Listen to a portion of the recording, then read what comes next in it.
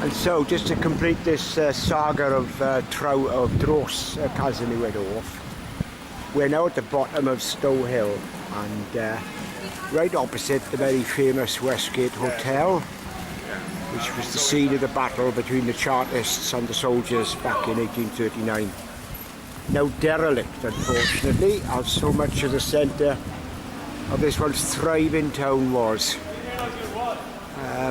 No immediate signs of any Welsh in this vicinity. We've got the Cardiff Demolition Company over there, the HSBC. What a party, heaven help us, behind us, etc.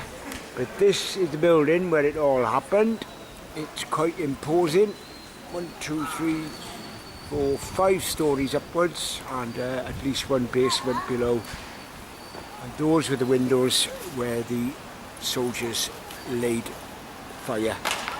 St Wullis Cathedral, where we were 2 days ago, was the scene of a mass burial of the men who were shot in this moment. We're just going to go around the corner here to take in Stow Hill, which will finish the trip off.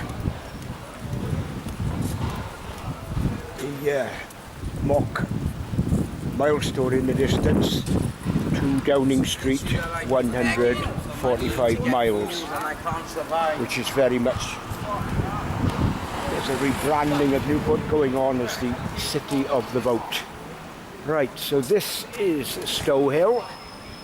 This is where the Chartist march came down, but more importantly, this is the base of the hill leading to St Wullis Cathedral, and this was very much the route of religion through Newport.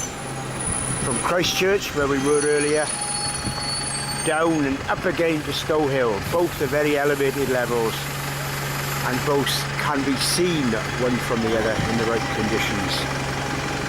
So it's goodbye to Newport for the moment. It's the 2nd day of July 2018.